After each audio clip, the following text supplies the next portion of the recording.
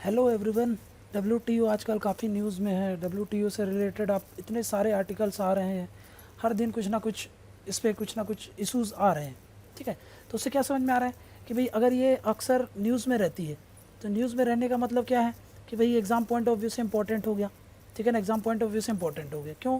क्योंकि भाई प्री में इससे रिलेटेड क्वेश्चन आ सकते हैं एज वेल एज मेंस में इससे रिलेटेड क्वेश्चन आ सकते हैं। ठीक, क्या है, क्यों ये न्यूज़ में है? न्यूज़ में इसलिए है क्योंकि यूएस ने अभी बोला है कि भाई जैसे इसके जो डिस्प्यूट सेटलमेंट बॉडी होती है, देखेंगे क्या होता है ये डिस्प्यूट सेटलमेंट बॉडी। बट इस डिस्प्यूट सेटलमेंट बॉडी के लिए चयन होना था, सिलेक्शन होना था उन जजेस का जो डिस्प्यूट को सेटल कर रहे थे। उस पर क्या कर दिया, इसने ब्लॉक लगा दिया। तो इसके कारण ये अब ऐसा बोला जा रहा है कि ये इसको पैरालाइज हो चुका है। WTO अब ढंग से काम नहीं कर पाएगी। तो हम वही समझना चाहेंगे अब अपने इस लेक्चर में क्या, कि आखिर ये WTO आया क्यों, समझ में क्या, इसका इंपॉर्टेंस क्या था, रोल क्या था, क्या ये अपने रोल में इसका फेलियर हो गया। फेलियर के साथ साथ इसमें देखेंगे क्या क्या इशूज़ हैं। ये सब चीज़ समझने के बाद हम देखेंगे कि भाई क्या आखिर इसमें अभी रिफॉर्म्स करने की ज़रूरत है। ठीक है ना, तो फिर फ्यूचर में हम क्या देखेंगे, रिफॉर्म्स क्या सजेस्ट करना चाहिए। ठीक है, तो भाई ये सब चीज़ें समझेंगे। तो बिना टाइम वेस्ट किए अपन चालू करते हैं। क्या है भाई WTO, आखिर इसको समझते हैं कि ये है क्या। ठीक, तो भाई यहाँ पे अगर हम देखें कि भाई इसमें लिखा है कि भाई ये जो WTO है ये 1995 में इस्टेब्लिशमेंट हुआ था, 1 जनवरी 1995 में। ठीक है, इसने किसको रिप्लेस किया है, इसने रिप्लेस किया था गैट को। गैट क्या है, general agreement on tariff and trade. ये पहले एक एग्रीमेंट था, ठीक है, ये काम कर रहा था, इसको रिप्लेस करके कौन आया है, WTO। अब इसमें लिखा है ये उरुग्वे राउंड नेगोशिएशन से आया। तो आखिर ये क्या है, ये दोनों चीज़ ऐसे आप अगर देखोगे तो आपको समझ में नहीं आएगा। तो पहले हम इसका समझते हैं, यहाँ से ये जो 2 पॉइंट है, मतलब यहाँ से हम इसका समझते हैं कि हिस्ट्री क्या है। अगर हमको हिस्ट्री क्लियर हो गई, हिस्ट्री अगर हम समझ जाएंगे कि आखिर ये एग्जिस्टेंस में कैसे आए, हिस्ट्री से हम क्या समझेंगे, पहले हिस्ट्री देखेंगे, बैकग्राउंड देखेंगे, फिर इसका एग्जिस्टेंस समझेंगे। एग्जिस्टेंस के बाद वापस से आएंगे भाई अबाउट WTO में। ठीक है, तो पहले हम समझते हैं कि एग्जिस्टेंस क्या है। तो सबसे पहले अगर हम बात करें, देखो भाई वर्ल्ड वॉर हुआ था, वर्ल्ड वॉर 2 हुआ था। ठीक, वर्ल्ड वॉर 2 में देखो पूरी जो यूरोपियन इकॉनमी है, यूरोपियन इकॉनमी क्या थी, कोलैप्स हो गई थी। ठीक है ना, ये क्या करती, कोलैप्स हो गई। अब इसके कोलैप्स होने के बाद ऐसा समझ में आया कि भाई हमको वर्ल्ड को रीऑर्गेनाइज करना है। समझ में आ गया, ग्लोबल इकॉनमी में भी क्या आ गया था, क्राइसिस आ गया था, इसमें भी क्या था, क्राइसिस थे। तो भाई ये समझ में आया कि भाई अब क्या करना चाहिए। तो अब समझ में आया कि भाई इसको क्या करना चाहिए, हमको इसको रिस्ट्रक्चर करने की ज़रूरत है। रिस्ट्रक्चर करने की ज़रूरत है। रिस्ट्रक्चर मतलब वापस से पूरे वर्ल्ड की इकॉनमी को हमको क्या करना है, इकॉनमी को वापस से खड़ा करना है। तो भाई अब क्या समझ में आया कि क्या करना चाहिए। तो इसके लिए हुआ था जिसको बोलते हैं वर्ल्ड वॉर 2 के बाद हुआ था ब्रिटेन वुड्स कॉन्फ्रेंस हुआ था, ब्रिटेन वुड्स कॉन्फ्रेंस। समझ में क्या, अब इस कॉन्फ्रेंस के तहत क्या हो गया भाई, अभी बताया मैंने आपको, ग्लोबल इकॉनमी क्राइसिस आ गई, पूरा यूरोपियन इकॉनमी कोलैप्स हो गई, पूरा जो वर्ल्ड ऑर्डर है वही चेंज हो गया, US की लीड आ गई, जो यूरोपियन पावर्स थी वो फेल हो गई। तो जैसे पहले मल्टीपोलर थे, बाईपोलर थे, अब यूनिपोलर हो गए। भाई US एक तरफा इमर्ज हो गया। तो भाई उसने लीड लिया कि भाई अब हमको क्या करना है, वर्ल्ड को रिस्ट्रक्चर करना है। रिस्ट्रक्चर करने के लिए उसने क्या किया भाई, ब्रिटेन वुड्स कॉन्फ्रेंस ऑर्गेनाइज हुआ। इस कॉन्फ्रेंस के तहत फाइनेंशियल सिस्टम को, जो फाइनेंशियल सिस्टम है वर्ल्ड का, है ना, उसको सही करने के लिए क्या लाया गया, उसको सही करने के लिए लाया गया भाई जिसको बोलते हो आप एक IMF, 2 फाइनेंशियल इंस्टीट्यूशन इस्टेब्लिश किए, मतलब 2 फाइनेंशियल सिस्टम को बनाया गया, IMF और वर्ल्ड बैंक। इसके अलावा एक चीज़ और बोली गई थी, कि भाई हम एक ऐसा इंस्टीट्यूशन इस्टेब्लिश करेंगे जो कि ट्रेड वगैरह रिलेटेड को, थोड़ा सा ट्रेड रिलेटेड एक्टिविटीज़ जो भी चल रही है उसको थोड़ा सा बूस्ट करे, उसको थोड़ा सा प्रगति दे, ताकि क्या हो भाई, ग्लोबल रिफॉर्म्स, जो भी ग्लोबल इकॉनमी है उसमें कुछ ग्रोथ है। समझ में गया। तो क्या बोला मैंने, IMF, वर्ल्ड बैंक, इन सब की तो बात किया था, साथ में उसने क्या बोला था, इसी ब्रिटेन वुड्स कॉन्फ्रेंस में रिकमेंडेशन आए थे। रिकमेंडेशन काहे को लेकर के कि भाई हम एक इस्टेब्लिशमेंट करेंगे, इस्टेब्लिशमेंट ऑफ एक कॉम्प्लीमेंट्री इंस्टीट्यूशन को क्या करेंगे, इस्टेब्लिश करेंगे। उसको बोला गया था उस समय ITU बोल रहा हूँ, ITU मतलब क्या है, इंटरनेशनल ट्रेड ऑर्गेनाइजेशन। ठीक है। इस ऑर्गेनाइजेशन की बात हुई थी कि भाई इस ऑर्गेनाइजेशन को स्टैब्लिश किया जाएगा। अब ये आईटीओ क्या था, आईटीओ क्या था, मैंने आपको बताया कि भाई आईटीओ मतलब ये जो ट्रेड रिलेटेड एक्टिविटीज़ थी, यहाँ पर ये जो ट्रेड रिलेटेड एक्टिविटीज़ जो थी, ट्रेड रिलेटेड एक्टिविटीज़ को क्या करने के लिए, इसको बूस्ट करने के लिए ये बात हुई थी कि भाई एक इंटरनेशनल ट्रेड ऑर्गेनाइजेशन भी बनाया जाएगा। समझ में क्या? तो फिर इसके बाद साइन हुआ था, जिसको बोलते हैं हम हवाना चार्टर, हवाना चार्टर। ठीक, ये हवाना चार्टर साइन हुआ था कि भाई हम इसको इम्प्लीमेंट कराएंगे, आईटीओ को, आईटीओ जैसी कोई ऑर्गेनाइजेशन होनी चाहिए, इसलिए एक हवाना चार्टर साइन हुआ। अब ये चार्टर साइन तो हो गया, साइंड, बट इसमें दिक्कत ये हो गई कि यूएस ने इसमें ऑब्जेक्ट कर दिया, इसलिए ये एनफोर्स नहीं हो पाया था, है ना, नॉट एनफोर्स। अब ये जब एनफोर्स नहीं हो पाया तो फिर सारी चीज़ें क्या हो गई, ठंडे बस्ते में चली गई।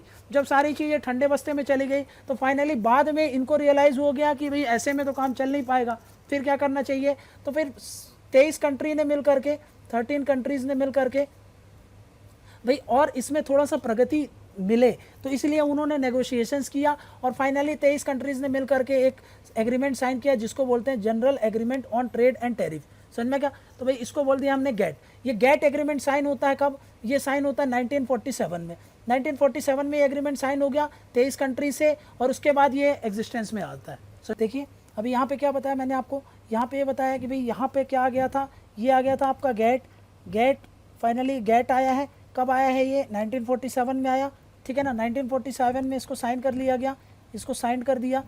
अब साइन इसने क्या कर दिया, फाइनली जो अपना अभी देखा था कि भाई जो भी हवाना चार्टर को हम इम्प्लीमेंट नहीं कर पा रहे थे, हवाना चार्टर जो ये क्या होता इम्प्लीमेंट नहीं हो पाया था, इसके कारण क्या था, जो आईटीओ बनाना चाह रहे थे वो हम नहीं बना पाए। तो हमने क्या इस्टेब्लिश कर दिया, ये इस्टेब्लिश कर दिया, गेट इस्टेब्लिश कर दिया। गेट को साइन कर लिया, और भाई गेट को साइन करने के बाद अब ये फाइनली 1948 से ये हमारा काम चालू कर दिया। इसका जो ये गेट बना था, इसका काम क्या था भाई, इसका जो ये गेट का पर्पस क्या था, ये जो गेट हमने बनाया था इसका पर्पस अगर की बात करें अगर, तो भाई इसका पर्पस जो था वो था भाई, दो पर्पस थे मेन उस समय जब इसको लॉन्च किया गया था, ठीक है। तो उसका पर्पस था ये कि भाई जो भी इम्पोर्ट कोटा रहते थे, देखो ये कंट्री है, ये अपने देश में क्या करती है, इंपोर्ट करती है, समझ में क्या। तो इसने क्या कर दिया था, कोटा बना लिया था कि भाई मान लो कि मैं ये वाला आइटम है, एक्स आइटम, ये सिर्फ 20% ही इंपोर्ट करूंगा कि 30% ही इंपोर्ट करूंगा, ये सब क्या कहलाता है, कोटा कहलाता है। काहे से रिलेटेड कोटा है, ये इंपोर्ट कोटा है। तो पहली बात इसका पर्पस था कि इंपोर्ट कोटा को क्या करो, धीरे धीरे करके ख़त्म करना है। ये इंपोर्ट कोटाज जो हैं उनको क्या करना है, टू बी फेस्ड आउट, इनको क्या करना है, इनको हटाना है। ये इंपोर्ट कोटास को हमको धीरे धीरे करके हटाना है। दूसरा पर्पस क्या था, दूसरा पर्पस ये था कि हमको रिड्यूस करना है टैरिफ्स। ये जो टैरिफ्स लगते थे ना, जो टैरिफ्स मतलब क्या होता है, टैरिफ्स मतलब जो बैरियर्स आप लगा देते। अब ये आपका ये जो बैरियर्स थे, ये जो टैरिफ्स थे, ये पैसे को लेकर के भी हो सकते हैं, ये क्वालिटी को भी लेके हो सकते हैं, समझना क्या, जिसको हम बोलते हैं टेक्निकल बैरियर और नॉन टेक्निकल बैरियर, समझना क्या। अब ये सब क्या है, आगे अच्छे से डिटेल से समझेंगे कि टेक्निकल बैरियर्स किसको बोलते हैं, नॉन टेक्निकल बैरियर्स किसको बोलते हैं। मतलब क्या है, ये कंट्री है, इसमें ये बैरियर्स आ सकता है। तो टेक्निकल बैरियर्स मतलब कुछ क्वालिटी को लेकर के मैं ये बता दूं कि भाई आपकी इस क्वालिटी पे नहीं आ रहा है, इस क्वालिटी का नहीं है, ये सब क्या है, टेक्निकल बैरियर्स है। नॉन टेक्निकल में कुछ भाई मैंने कुछ एडिशनल कोई भी चीज़ें ऐड कर दी, जैसे कि मान लो कि भाई मैं कोई भी ऐसी चीज़ें ऐड कर दिया हूँ तो जिससे मैं क्या कर सकता हूँ, आपके इस एंट्री को रोक सकता हूँ, वो सब नॉन टेक्निकल में आ जाएगा। अच्छे से डिटेल में हम इस चीज़ को देखेंगे, आगे जैसा भी होगा तो उसको समझ लेंगे। बट अभी के लिए क्या समझा हमने, अभी के लिए ये देखा कि भाई उरुग्वे, अब ये क्या बताया मैंने आपको कि भाई यहाँ पर क्या हो रहा है, यहाँ पे ये हो रहा है कि भाई ये जो आपका ये WTO है, अब WTO ने क्या किया था, WTO ने रिप्लेस किया है किसको, गेट को। यहाँ पे हमको ये समझ में आना है क्योंकि हमको WTO पढ़ना है, तो WTO ने किसको रिप्लेस किया है, ये गेट को रिप्लेस किया है। अब WTO को रिप्लेस तो कर दिया गेट ने। अब यहाँ पे एक चीज़ समझो, एक चीज़ यहाँ पे ध्यान में रखना है आपको, गेट तो ITO ढंग से नहीं आ पाया था तब गेट आया था ना। अब गेट आ गया था 1948 में, समझा क्या। और ये हम बात कर रहे थे 1944 के आसपास, है ना। वर्ल्ड वॉर 2 जब हुआ था तो 1944 1945 में ये बात कर रहे थे। तो अब ये तो आ नहीं पाया, आया क्या था, गेट आया था। गेट 1948 से चल रहा था। अब ये कब आया है, 1995 में आया, समझ में आ गया। ये कब आया? 1995 में। तो भाई यहाँ पे क्या लिखा है कि भाई WTO ने किसको रिप्लेस किया होगा? इसको रिप्लेस किया है, गेट को। तो अब समझो इधर पे जब ये गेट आया था ना, जब ये गेट आया था तब क्या दिक्कत थी? गेट के आने के साथ साथ क्या हुआ देखो, जब ये गेट आया है आपका 1948 में, देखो 7 में तो साइन हो गया, 48 से वो काम करने लगा था। पर्पस क्या था ये हमने समझ लिया।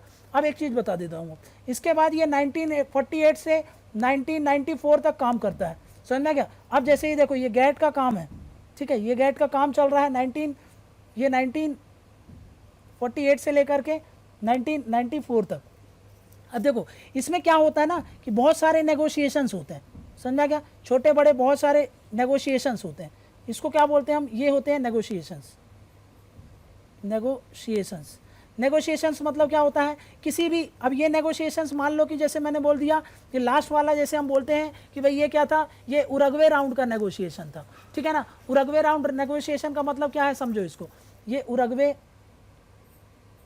राउंड नेगोशिएशन मतलब क्या होता है कि भाई सब लोग आकर के मिलकर के बैठ करते डिस्कस करते हैं किसी मुद्दे पर, यहाँ पे इशूज़ को डिस्कस किया जाता है। अब जैसे उरुग्वे, मान लो उरुग्वे में ये चालू हुआ था तो वहाँ से हमने चालू कर दिया उरुग्वे राउंड नेगोशिएशन। अब कुछ सालों तक ये कंटिन्यू रहेगा, ये तब तक ये नेगोशिएशन चलते रहते हैं जब तक फाइनली उस पर कोई डिसीजन नहीं ले पाता है ना, कोई डिसीजन नहीं आ पाता। ऐसा क्या होता है देखो समझो इसको कि भाई कई सारी कंट्रीज़ मिलकर के डिसीजन लेते हैं। अब वहाँ पर जब तक सबके इंटरेस्ट में बात नहीं होगी तब तक कोई भी कंट्री एग्री नहीं होगा, और जब तक एग्री नहीं होगा तब तक हम वो उस चीज़ को इम्प्लीमेंट नहीं कर सकते। इसीलिए बैठ करके डिस्कस करते हैं। ऐसे में क्या होता है कि सालों लग जाते हैं। अब इसका फिक्स नहीं है कितने साल लग सकते हैं, समझना कि जैसे उरुग्वे राउंड ये कब से कब चला था? 1987 से लेकर के 1994 तक चला था, मतलब इतने साल तक ये उरुग्वे राउंड चला है। मतलब किसी चीज़ को लेकर के यहाँ पर बात हो रही होगी। वैसे यहाँ पर ऐसे करके बहुत सारे नेगोशिएशंस होते हैं, ये ले लो N1 ले लो, ये N2 ले लो, ये N3 ले लो, ऐसे बहुत सारे नेगोशिएशंस हैं जो कि चलते रहते हैं। अब ये सब आपके काम का नहीं है, एग्जाम पॉइंट ऑफ व्यू से ये सब कुछ भी याद नहीं रखना है, बट फिर भी ऐसा लिखा रहता है कि उरुग्वे राउंड नेगोशिएशन से आया है तो आपको समझ में आ जाना चाहिए कि इसका मतलब क्या है। उरुग्वे राउंड नेगोशिएशन का मतलब क्या है कि भाई वो एक पूरी मीटिंग हो रही है, समझो ये आपके सिटिंग है, इस सिटिंग में बहुत सारी बातों पर चर्चा होता है, वो तब तक वो चर्चा चलते रहते हैं जब तक उन पर कोई डिसीजन ना लिया जाए। अब देखो फाइनली मैंने क्या बताया, ये उरुग्वे राउंड का नेगोशिएशंस है ना, ये उरुग्वे राउंड का नेगोशिएशंस ये चल रहा था। ये कब से 1987 से लेकर के 1994 तक चल रहा था। फाइनली जब इस पर बात हुई तब एक एग्रीमेंट साइन हुआ जिसको बोलते हैं मरक्कश एग्रीमेंट, ठीक है ना। अब ये एग्रीमेंट के तहत WTO को स्टैब्लिश किया जाता है। इस एग्रीमेंट के तहत ये बोल दिया गया कि अब से हम गेट को बंद कर रहे हैं, इसकी जगह एक पूरी ऑर्गेनाइजेशन बनाई जाएगी जिसका नाम रहेगा WTO, मतलब वर्ल्ड ट्रेड ऑर्गेनाइजेशन। मतलब क्या बोल रहे हैं, मरक्कश एग्रीमेंट के तहत क्या हो गया, इस एग्रीमेंट के तहत WTO ने रिप्लेस कर दिया किसको? रिप्लेस्ड गेट को उसने क्या कर दिया? रिप्लेस कर दिया। किसने रिप्लेस कर दिया? तो भाई WTO ने रिप्लेस कर दिया। क्यों रिप्लेस कर दिया? क्योंकि मरक्कश एग्रीमेंट ऐसा बोलता है कि भाई मरक्कश एग्रीमेंट क्यों आया, क्योंकि इसके पीछे 1987 से 1994 तक चर्चा चल रही थी। उन लोगों ने आपस में मिलकर के डिसाइड किया कि भाई कुछ कमियां हैं, कुछ रिफॉर्म करना चाहिए, तो क्यों ना एक बड़ी संस्था नई संस्था बता दे। तो उसके तहत उन्होंने नई संस्था बना दिया और ये सारा चीज़ कर दिया। यहीं से आप देखो यहाँ पर क्या लिखा है कि भाई ये क्या क्रिएटेड बाई, तो यहाँ पर लिखा है उरुग्वे राउंड नेगोशिएशन, ठीक है। नेक्स्ट क्या बोल रहा है ये कि भाई ये जो जनवरी ये 1995 में आया था, क्योंकि हमने देखा था कि 1994 तक तो ये नेगोशिएशन चला। फिर भाई आपका मरक्कश जो एग्रीमेंट था वो साइन हुआ। मरक्कश एग्रीमेंट के साथ साथ फिर क्या बताया मैंने आपको कि भाई इसने क्या कर दिया, WTO ने रिप्लेस कर दिया किसको? गेट को कर दिया। समझ में आ गया ना, गेट को क्या कर दिया? रिप्लेस कर दिया। किसने? WTO ने। मतलब एट प्रेजेंट 1995 से कौन ऑपरेट कर रहा है, तो क्या कौन कर रहा है? वो है WTO। मतलब हमने देखा था कि बात हुई थी ITO बनाने की, ITO नहीं हो पाया था, इसलिए हमने गेट की तरफ मूव किया। गेट भी ढंग से रिप्लेसमेंट जो भी इफेक्टिव काम नहीं कर पाया था तो WTO बात किया। समझ में आ गया? तो WTO का ऐसे इस्टेब्लिशमेंट होता है। तो हमने हिस्ट्री समझ ली कि भाई कैसे ये काम करता है, ठीक है। नेक्स्ट देखते हैं अभी क्या देखा हमने।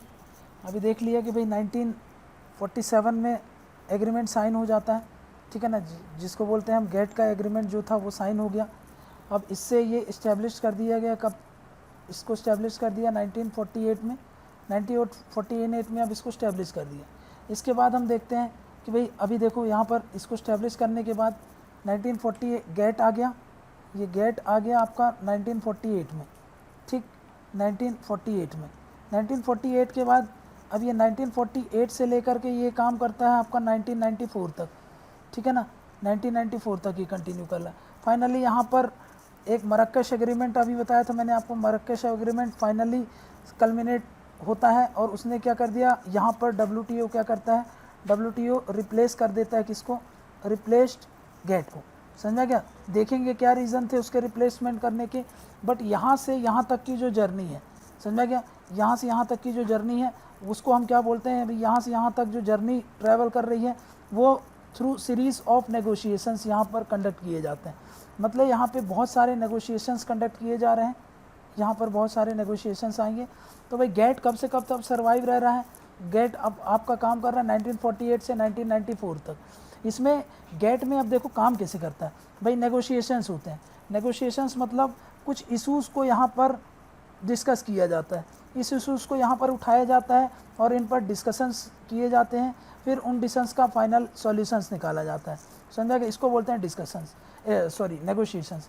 नेगोशिएशन जैसे यहाँ पर एक नेगोशिएशंस होगा तो मतलब ये कुछ पर्टिकुलर इशूज़ के बेस पर होगा, बाद में फिर ये दूसरा नेगोशिएशंस है वो दूसरे पर्टिकुलर इशूज़ के बेस्ड होगा, थर्ड में कुछ और, जैसे कि थर्ड नेगोशिएशन है ये किसी और पर्टिकुलर इशूज़ पर बेस्ड होगा, फोर्थ में फोर्थ नेगोशिएशंस वो किसी और पर्टिकुलर, बट वही है कि ये वही मुद्दे भी हो सकते हैं, डिफरेंट मुद्दे भी हो सकते हैं, बट जब वही मुद्दे आपके सॉल्व हो गए तो आप उसको क्यों डिस्कस करेंगे, इसलिए ये वाले नेगोशिएशंस में डिफरेंट मुद्दे उठाए जाते हैं, इनमें डिफरेंट मुद्दे उठाए सकते हैं, यहाँ पे डिफरेंट मुद्दे उठाए जाते हैं।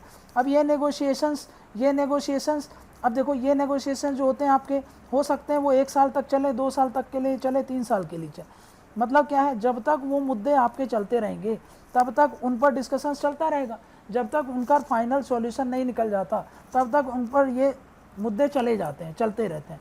वही इसीलिए यहाँ पर हमने क्या देखा था कि भाई लास्ट नेगोशिएशन जो था जिसको उरुग्वे राउंड नेगोशिएशंस बोलते हैं, अभी देखिए जैसे यहाँ पे मैंने बताया था 1947 में इस्टेब्लिश किया था, तो पहला जो नेगोशिएशन चल रहा है जिनेवा नेगोशिएशन, ठीक, तो उनमें ये टैरिफ कट से रिलेटेड बातें हो रही है। फिर NSE नेगोशिएशंस उनमें टैरिफ रिडक्शन की बात कर रही है, टॉर्के टैरिफ, जेनेवा टैरिफ, ये सब में देखो जेनेवा डिलो ये सब क्या है, ये नेगोशिएशंस हैं और यहाँ पर क्या क्या आउटकम थे, किस चीज़ पर डिस्कस किए जा रहे थे वो सब देख लिए भाई। अब यहाँ पर देखो टैरिफ रिडक्शन, तो टैरिफ रिडक्शन हो सकता है ये अलग वाला टैरिफ रिडक्शन हो, ये अलग केस में टैरिफ रिडक्शन बात कर रहे हैं, समझेगा। फाइनली हमको ऐसे करके देखना है, देखो जैसे ये नेगोशिएशंस तो 1 साल में सही हो गए, लेकिन यहाँ पर देखो ये वाला यहाँ पे देखो 1 साल लग गया इसमें, यहाँ पर देखो 3 साल लग गए, तो मतलब 3 साल तक ये नेगोशिएशंस चला है। वैसे यहाँ पर देखो 73 से लेकर के 79 तक चला है, तो नेगोशिएशंस जब तक चलते हैं जब तक हम किसी कंक्लूजन पर नहीं निकलते हैं। वैसे जो लास्ट नेगोशिएशन था इसकी बात कर रहा हूँ मैं, जिसको उरुग्वे राउंड नेगोशिएशन बोलते हैं, समझा कि इस उरुग्वे राउंड नेगोशिएशंस में किस चीज़ से बात हुई, इस चीज़ में फाइनल बात हुई कि भाई इसमें जब ये नेगोशिएशन कंप्लीट होता है, जैसे कि ये सर्विसेज से रिलेटेड बात चल रही थी, इंटेलेक्चुअल प्रॉपर्टी से बात चल रही थी, और इसमें फाइनली क्या कंक्लूड किया गया, एक मरक्कश एग्रीमेंट साइन किया गया और उसमें यह डिसाइड किया गया कि भाई हमको क्या करना है, एक WTO करके एक ऑर्गेनाइजेशन को स्टैब्लिश करेंगे, समझा कि इसको स्टैब्लिश करेंगे, किसको स्टैब्लिश करना है हमको, WTO को, समझा कि WTO क्या करेगा, ये WTO ये रिप्लेस कर देगा किसको, ये रिप्लेस कर देगा अब गेट को। मतलब अब क्या होगा, WTO किसके अकॉर्डिंग काम करेगा, जो WTO के लिए हम ये मरक्कश एग्रीमेंट में हम सब लोगों ने डील किया है। मतलब गेट को अब ख़त्म, गेट अब का अब कोई रोल नहीं है, अब सारे रोल्स किसको दे दिए गए, WTO को दे दिए। तो वहीं पर हमने क्या देखा कि भाई ये उरुग्वे राउंड था, उरुग्वे राउंड का फाइनल जो साइन किया गया कब से कब चला है, तो ये देखो 1987 से 1994 तक चला। फाइनली इसको चलाने के बाद फाइनली एक एग्रीमेंट साइन हुआ जिसको बोलते हैं मरक्कश एग्रीमेंट, जिसने क्या बोला कि हमको क्या करना है, इस्टेब्लिश करना है WTO इस्टेब्लिश हो गया। तो फाइनली 1994 में ये साइन हो गया और ये 1995 में इसको क्या कर दिया, इस्टेब्लिश कर दिया, समझ में क्या। तो इसको हमने इस्टेब्लिश कर दिया। अब ये जो इस्टेब्लिश किया है, ये जो WTO आएगा, WTO कौन से प्रिंसिपल्स को फॉलो करेगा, प्रिंसिपल्स फॉलो करेगा वही प्रिंसिपल्स जो प्रिंसिपल्स फॉलोड बाई गेट था, समझा गया, जो गेट फॉलोड कर रहे थे वही प्रिंसिपल्स को, प्लस कुछ जो एग्रीमेंट्स एडिशनल प्रिंसिपल जो हम ये मरक्कश एग्रीमेंट में, जो मरक्कश एग्रीमेंट में हमने साइन किया था, उन सबको फॉलो करने की बात हो रही थी। ठीक है, नेक्स्ट देखते हैं क्या कि भाई अब देखो मैंने क्या बताया, फाइनली क्या हो गया, गेट को हमने क्या कर दिया, ख़त्म कर दिया। गेट को 1947 से चल रहा था, 1996 में इसको ख़त्म कर दिया गया, गेट एग्रीमेंट भी ख़त्म। अब क्या होगा, WTO को क्या कर दिया, WTO काम करेगा कौन से प्रोविज़न में, वही प्रोविज़न जो 1994 में हम सब लोगों ने मरक्कश एग्रीमेंट के तहत एग्री हुए हैं, उसमें वो कौन से प्रिंसिपल्स को फॉलो कर रहा है, कौन से फंक्शंस को फॉलो कर रहा है, वही फंक्शंस वही प्रिंसिपल जो गेट के द्वारा फॉलो किए गए थे। समझ में क्या, तो फाइनली क्या है, गेट जो एक इंटरनेशनल ट्रीटी थी, जो बाइंडिंग ट्रीटी थी, समझा गया ना, जो ये जो गेट के लिए हमने ये 1994 में जो भी मरक्कश ट्रीटी वगैरह साइन की, वो एक बाइंडिंग ट्रीटी थी, जो भी अब WTO के मेंबर्स हो गए।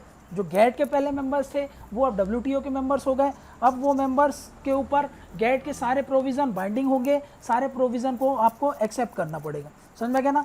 अब देखते हैं कि भाई ऐसी क्या ज़रूरत पड़ गई थी कि भाई इसको गेट को रिप्लेस करके लाना पड़ा, हमको गेट को रिप्लेस करके लाना पड़ा WTO को। तो यही क्वेश्चन उठता है हमारे दिमाग में कि भाई वाई WTO रिप्लेस्ड गेट। तो अगर हम बात करें, देखो यहाँ पे समझना मैं क्या बोल रहा हूँ कि देखो ये गेट था, गेट में ना बहुत सारी प्रॉब्लम्स थी। प्रॉब्लम्स कैसे थी, ये प्रॉब्लम्स फेस्ड। अब इसकी प्रॉब्लम्स क्या थी, देखो स्ट्रक्चरल प्रॉब्लम्स थी। स्ट्रक्चरल प्रॉब्लम्स मतलब आज जैसे WTO का प्रॉपर स्ट्रक्चर है, WTO का प्रॉपर स्ट्रक्चर है। प्रॉपर स्ट्रक्चर कैसा कि भाई एक पूरा स्ट्रक्चर होता है कि मिनिस्टेरियल कॉन्फ्रेंस होती है, फिर उसके नीचे जनरल काउंसिल काम करती है, जनरल काउंसिल, ठीक है ना। फिर ये जनरल काउंसिल अलग अलग मुद्दे देखने के लिए स्ट्रक्चर बनाए गए हैं, जैसे गुड्स से रिलेटेड मुद्दे देखने के लिए, सर्विसेज से रिलेटेड मुद्दे देखने के लिए, IPR से रिलेटेड मुद्दे देखने के लिए, समझा गया ना। तो इस प्रॉपर स्ट्रक्चर है। फिर मान लो डिस्प्यूट्स होता है, तो डिस्प्यूट सेटलमेंट के लिए प्रॉपर मैकेनिज़्म है। देखेंगे क्या प्रॉपर मैकेनिज़्म है, तो मतलब क्या है, प्रॉपर स्ट्रक्चर में ये सब कुछ अरेंज है। बट हम गेट की अगर बात करें तो वहाँ पर ये स्ट्रक्चरल प्रॉब्लम थी। मतलब कोई भी जो स्ट्रक्चर हम आज देखते हैं WTO का, एक यूनिफाइड तरीके से एक स्ट्रक्चरल मैनर पर, ऐसा कोई भी वहाँ पर गेट में हमको नहीं दिख रहा था। मतलब स्ट्रक्चरल प्रॉब्लम थी। दूसरा जो गेट था, गेट काहे से डील करता था, गेट में कुछ चीज़ें नहीं इंक्लूडेड थी, जैसे IPR रिलेटेड मैटर्स वो ये डील नहीं करता था। यहाँ पे देखिए, यहाँ पे ये लिखा है कि देखो यहाँ पर देखो कहाँ पे लिखा है ये देखो यहाँ पर intellectual property related matters cover नहीं होते थे गेट में, समझ में क्या। IPR रिलेटेड मैटर कवर नहीं होते थे, तो इसलिए भी ज़रूरत पड़ी थी कि हमको क्या लाना चाहिए, रिफॉर्म चाहिए। थर्ड पॉइंट की बात करें, देखो IPR वाला मैटर डील नहीं कर रहा था, नॉट डील्ड, है ना। फिर पहला क्या देखा था हम लोगों ने, स्ट्रक्चरल प्रॉब्लम थी, ये देख लिया था। सेकेंड पॉइंट क्या देखा था कि भाई स्ट्रक्चरल प्रॉब्लम्स के साथ साथ IPR की प्रॉब्लम थी, प्लस ये क्या कर रहा था, सर्विस रिलेटेड मैटर इसमें इंक्लूड नहीं थी, service related matters not included, ये भी प्रॉपरली एड्रेस नहीं करता था, नॉट इंक्लूडेड, सिर्फ गुड से रिलेटेड मैटर इंक्लूडेड करता था। चौथी बात करें तो भाई इसका जो डिस्प्यूट सेटलमेंट मैकेनिज़्म था, इसने भी डिस्प्यूट सेटलमेंट मैकेनिज़्म तो था, बट वो कैसा था, वीक के साथ साथ वो फेलियर था, समझा कि भाई वो ढंग से काम नहीं कर पा रहा था। इसलिए हमको ज़रूरत पड़ी कि भाई अब जब ये सब चीज़ हमको सुधारना ही है, समझा क्या, तो हमको क्या करना चाहिए, एक पूरा न्यू स्ट्रक्चर लेके आना चाहिए।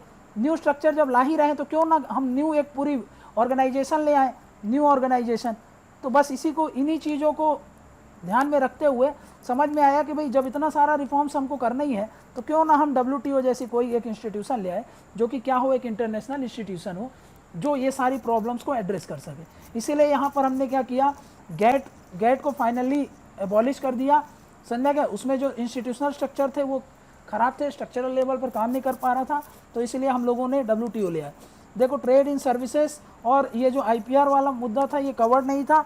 इसके अलावा मैंने बताया आपको जो डिस्प्यूट सेटलमेंट रिलेटेड प्रोविज़न थे वो वीक थे और वो फेलियर थे, इसलिए हमको ज़रूरत पड़ी कि भाई हमको एक ऐसा स्ट्रक्चर लेके आना चाहिए, इसीलिए हमने क्या किया, फाइनली गेट को रिप्लेस कर दिया WTO के साथ।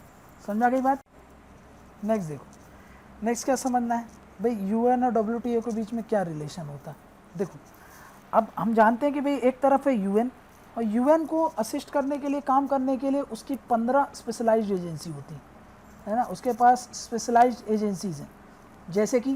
जैसे कि एग्जांपल की बात करूं मैं तो FAO है, समझा कि WIPO है, इंटरनेशनल लेबर ऑर्गेनाइजेशन है, ये सब क्या है उसकी स्पेशलाइज्ड एजेंसीज़ में आते हैं। समझा क्या। बट अगर हम बात करें क्या WTO उसका स्पेशलाइज्ड एजेंसीज होता है क्या, है ना, क्या WTO उसका स्पेशलाइज्ड एजेंसी है क्या। तो अब दिमाग में ये रखना है, प्री में ये पहली चीज़ आपको फंसा सकती है, तो आपको ये याद रखना है क्या WTO उसका कोई भी स्पेशलाइज्ड एजेंसी नहीं है UN। तो क्या WTO और UN सेपरेट काम करते हैं क्या, UN सेपरेट काम करते हैं, तो इसका आंसर भी नो है। समझा क्या। तो फिर कैसे काम करते हैं, ये हार्मनी में मिलकर के काम करते हैं, एक दूसरे से रिलेशन बना करके काम करते हैं। समझा कि इनके बीच में कैसा है, रिलेशंस है, हार्मनी है, दोनों क्या करते हैं, कोऑपरेट करके काम करते हैं। समझा क्या ना, दोनों के बीच में बहुत स्ट्रॉन्ग बॉन्डिंग होती है, भले ही स्पेशलाइज्ड एजेंसी नहीं है बट दोनों क्या करके चलते हैं, एक स्ट्रॉन्ग रिलेशन बनाकर चलते हैं। समझा कि इनके बीच में कैसा है, एक स्ट्रॉन्ग रिलेशंस है, उस स्ट्रॉन्ग रिलेशंस को ये मेंटेन करके चलते हैं। और ये स्ट्रॉन्ग रिलेशन ये कैसे फॉलो करते हैं, तो देखो समझो इधर पे, यहाँ पे समझना, एक तरफ है UN है ना, एक तरफ UN है, एक तरफ है WTO, ये काम कर रहा है। समझना क्या। लेकिन इन दोनों के बीच में एक कड़ी है, ये क्या है, एक लिंक है, ये एक लिंक है जिसके तहत ये लिंक क्या प्रोवाइड करती है, दोनों के बीच में स्ट्रॉन्ग रिलेशन बना के रखती है, स्ट्रॉन्ग रिलेशंस। समझा क्या, इनके बीच में कैसा है, ये स्ट्रॉन्ग रिलेशंस है। अब समझना है आपको कि भाई ये स्ट्रॉन्ग रिलेशंस कैसे आ गए, ये स्ट्रॉन्ग रिलेशंस ऐसे आते हैं कि भाई देखो इधर ये स्ट्रॉन्ग रिलेशन ऐसे आ रहे हैं कि इन्होंने एक एग्रीमेंट साइन किया है। समझा क्या, इन्होंने एग्रीमेंट साइन किया था जब WTO एग्जिस्टेंस में आया था 1995 में, तब ये एग्रीमेंट साइन हो गया था दोनों के बीच में। वो एग्रीमेंट क्या बताता है, इन दोनों के बीच का जो रिलेशन होगा वो उसको कैसा गवर्न होना है, कैसा एडमिनिस्टर होगा, उसका डील करता है। समझा कि ये एग्रीमेंट क्या करता है, इट गवर्न्स प्लस एडमिनिस्टर्स क्या, किस चीज़ को, the relation between the two, the relation between the two, दोनों के बीच में क्या रिलेशन होंगे, दोनों के बीच में क्या इशूज़ होंगे, कैसे उनमें कोऑपरेशन होगा, ये सब चीज़ इस एग्रीमेंट से गवर्न होता है। वही चीज़ यहाँ पे लिखा है, देखो इनके बीच में स्ट्रॉन्ग रिलेशंस है। समझा क्या, जैसे कि एजेंसीज़ उसमें जो भी काम करती हैं, एक दूसरे के अंडर में जो भी एजेंसीज़ हैं, जैसे कि उसकी एजेंसीज़ होगी UN, वो भी इनके साथ कोलैबोरेट करेगी, कोऑपरेट करेंगी। सिर्फ UN ही नहीं, उसकी सारी एजेंसीज कोलैबोरेट करें, कोऑपरेट करें। समझा क्या ना। तो वही मैं बोल रहा हूँ क्या है भाई कि इनके जो UN और WTO का रिलेशन है वो काहे से गवर्न होता है, तो मैंने आपको बता दिया, एक एग्रीमेंट है। समझा क्या ना, वो एक अरेंजमेंट है। ये अरेंजमेंट कैसे है, देखो अरेंजमेंट है फॉर इफेक्टिव कोऑपरेशन, ये उसका नाम है। समझा गया, ये क्या है, ये दोनों के बीच में साइन हुआ था कब, 1995 में, ये मैंने आपको ऑलरेडी बता दी। समझा क्या। वैसे ही अगर हम बात करें जो WTO के चीफ एग्जीक्यूटिव बोर्ड होती है, समझा क्या ना, जो चीफ एग्जीक्यूटिव बोर्ड बोल रहा हूँ, जो WTO है, WTO के जो डायरेक्टर होते हैं वो क्या करते हैं, पार्टिसिपेट करते हैं किसमें, यहाँ पे देखो जो WTO के डायरेक्टर होते हैं, जो UN का चीफ एग्जीक्यूटिव बोर्ड होता है, चीफ एग्जीक्यूटिव बोर्ड। समझा क्या ना, तो ये इसमें पार्टिसिपेट करते हैं। समझा क्या, पार्टिसिपेट करते हैं ताकि क्या हो, ताकि भाई पॉलिसी फॉर्मुलेशन डिस्कशन जो भी हो उसमें क्या हो, कोऑपरेशन रहे। समझा क्या, कोऑपरेशन इस्टेब्लिश रहे।